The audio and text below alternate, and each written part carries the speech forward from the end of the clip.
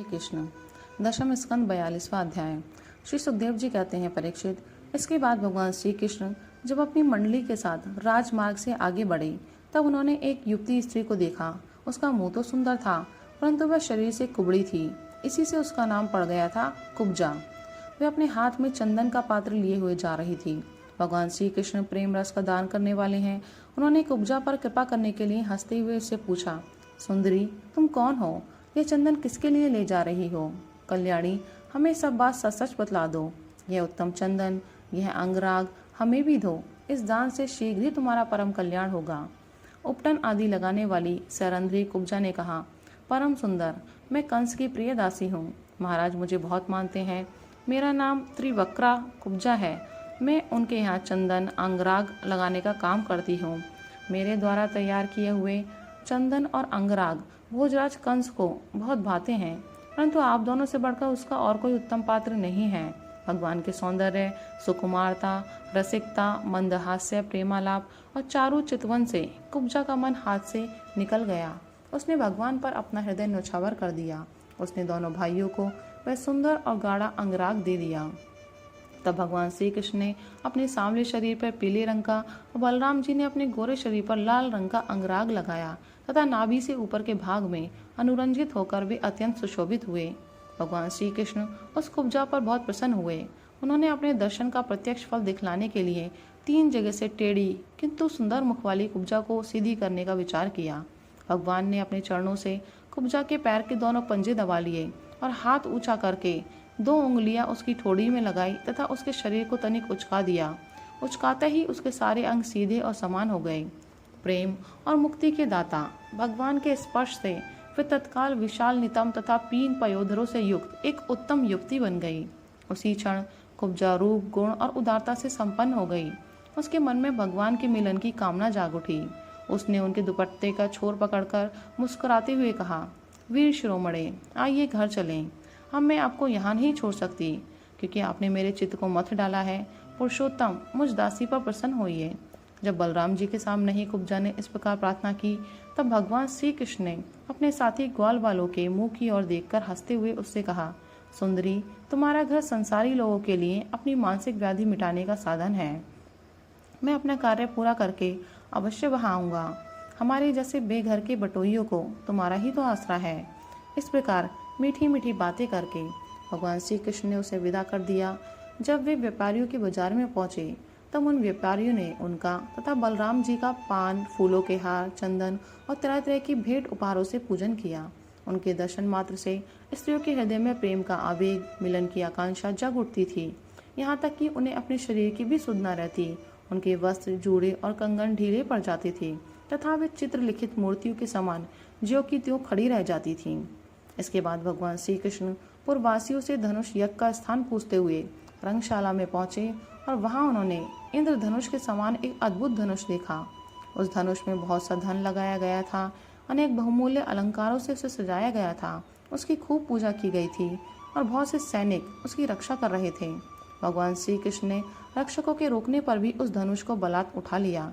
उन्होंने सबके देखते देखते उस धनुष को बाएं हाथ से उठाया, उस पर डोरी चढ़ाई और एक क्षण में खींचकर बीचों बीच से उसी प्रकार उसके 2 टुकड़े कर डाले, जैसे बहुत बलवान मतवाला हाथी खेल ही खेल में ईख को तोड़ डालता है। जब धनुष टूटा तब उसके शब्द से आकाश, पृथ्वी और दिशाएं भर गईं। उसे सुनकर कंस भी भयभीत हो गया। अब धनुष के रक्षक आतताई असुर अपने सहायकों के साथ बहुत ही बिगड़े। वे भगवान श्री कृष्ण को घेर कर खड़े हो गए और उन्हें पकड़ लेने की इच्छा से चिल्लाने लगे, पकड़ लो, बांध लो, जाने ना पावे। उनका दुष्ट अभिप्राय जानकर बलराम जी और श्री कृष्ण भी तनिक क्रोधित हो गए और उस धनुष के टुकड़ों को उठाकर उन्हीं से उनका काम तमाम कर दिया। उन्हीं धनुष खंडों से उन्होंने उन असुरों की सहायता के लिए कंस की भेजी हुई सेना का भी संहार कर डाला। इसके बाद वे यक्षशाला के प्रधान द्वार से होकर बाहर निकल आए और बड़े आनंद से मथुरापुरी की शोभा देखते हुए विचरने लगे। जब नगर निवासियों ने दोनों भाइयों के इस अद्भुत पराक्रम की बात सुनी और उनके तेज साहस तथा अनुपम रूप को देखा, तब उन्होंने यही निश्चय किया कि हो न हो ये दोनों कोई श्रेष्ठ देवता हैं। इस प्रकार भगवान श्री कृष्ण और बलराम जी पूरी स्वतंत्रता से मथुरापुरी में विचरण करने लगे। जब सूर्यास्त हो गया तब दोनों भाई ग्वाल वालों से घिरे हुए नगर से बाहर अपने डेरे पर जहाँ छकड़े थे लौट आए। तीनों लोकों के बड़े बड़े देवता चाहते थे कि लक्ष्मी हमें मिले,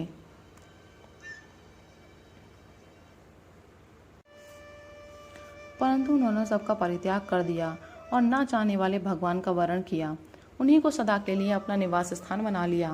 मथुरावासी उन्हीं पुरुष भूषण भगवान श्री कृष्ण के अंग अंग का सौंदर्य देख रहे हैं। उनका कितना सौभाग्य है। ब्रज में भगवान की यात्रा के समय गोपियों ने विरहातुर होकर मथुरावासियों के संबंध में जो जो बातें कही थी, वे सब यहाँ अक्षरशः सत्य हुई।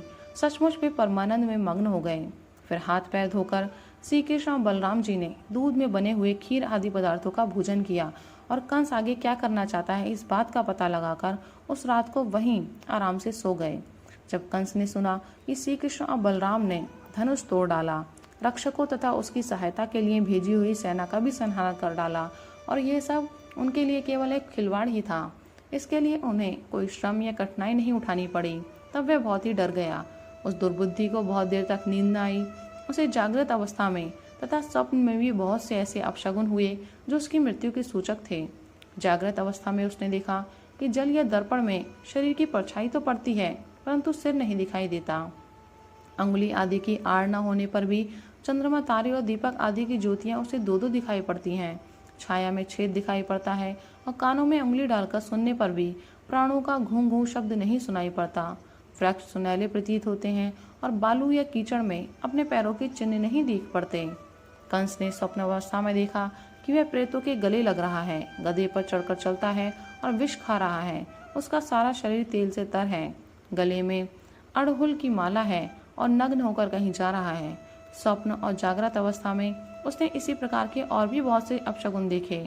उनके कारण उसे बड़ी चिंता हो गई। वह मृत्यु से डर गया और उसे नींद न आई। परीक्षित, जब रात बीत गई और सूर्य नारायण पूर्व समुद्र से ऊपर उठे, तब राजा कंस ने मल क्रीड़ा दंगल का महोत्सव प्रारंभ कराया। राज कर्मचारियों ने रंगभूमि को भली भांति सजाया। तुरही, भेरी आदि बाजे बजने लगे। लोगों के बैठने के मंच फूलों के गजरे, झंडियों, वस्त्र और बंधनवारों से सजा दिए गए। उन पर ब्राह्मण, क्षत्रिय आदि नागरिक तथा ग्रामवासी सब यथा स्थान बैठ गए। राजा लोग भी अपने अपने निश्चित स्थान पर जा डटे।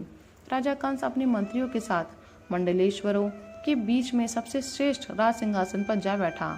इस समय भी अपशगुनों के कारण उसका चित्त घबराया हुआ था।